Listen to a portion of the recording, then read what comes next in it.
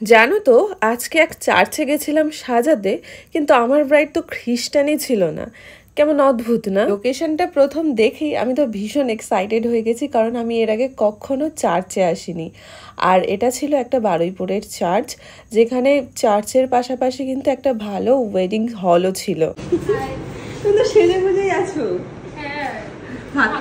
অনুষ্ঠান ছিল না, তাই আজকে বউ ভাত চলে এসেছি। টেনশন করছিলে বলো? কেন বলছিলে? কেন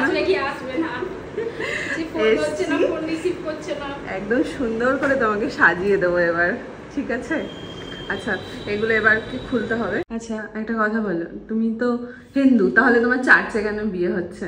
অ্যাকচুয়ালি আমি হচ্ছে খ্রিস্টান ছেলেকে বিয়ে করেছি, আমি হচ্ছে হিন্দু। আমাদের বিয়েটা হচ্ছে হিন্দু মতে হয়েছে, আর রিসেপশনটা হচ্ছে এতে হবে। আচ্ছা, তাহলে লাভ ম্যারেজ? হ্যাঁ, love marriage. Love marriage, registry marriage হয়েছে সেই 2020-তে। ও, তাহলে মাঝখানে আমার খ্রিস্টান মতেও কিছু হয়েছে, এইটা নিয়ে 3 বার বসছি আমি। অন্য কাস্টে বিয়ে করে কেমন লাগছে? ভালো লাগছে, খারাপ নয়। আমি কেমন যেন তোমার ইন্টারভিউ নিচ্ছি মনে হচ্ছে। আচ্ছা, তাহলে খ্রিস্টান ব্রাইড সাজাবো নাকি হিন্দু ব্রাইড সাজাবো, কোনটা? খ্রিস্টান বলতে গেলে হিন্দু ব্রাইডই সাজাচ্ছ, কারণ আমি তো গ্রাউন্ড করছি না। হ্যাঁ, সাদা বেশ ভালো হতো, কিন্তু হোয়াইট করলে। ঠিক আছে, যেমনই সাজাই সুন্দর করে সাজাবো, ঠিক আছে? ঠিক আছে। আসলে যেটা হয়েছে, আমার ব্রাইড হলো একজন হিন্দু ব্রাইড এবং ওর হাজব্যান্ড হলো একজন খ্রিস্টান।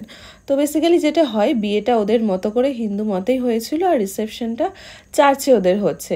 তো এই জন্য আমি একটুখানি অবাক, এবং আমি জানতামও না যে কোথায় কি হচ্ছে, কি লোকেশন। দিনের দিন আমি এটা জানতে পারি যে একটা এরকম ক্যাথেড্রাল কোনো একটা চার্চে হচ্ছে। এবার যেহেতু ও এখন থেকেই খ্রিস্টান ব্রাইড, তাই ওরও কিন্তু ইচ্ছে ছিল একটা গাউন পরা, যেমনটা আমরা দেখে থাকি, হোয়াইট গাউন পরে একদম সুন্দরভাবে খ্রিস্টান ব্রাইডরা সেজে থাকেন। তো আমারও ইচ্ছে ছিল, বা আমিও ওকে বলতাম যে তুমি হোয়াইট কেন কিছু পরছো না। তো আমাকে বললো যে হোয়াইটটা হয়তো সবাই অ্যাকসেপ্ট করবে না, হোয়াইট গাউনটা, তাই জন্য আমি শাড়ির ওপরটাই যাচ্ছি, মানে শাড়িই পরবো।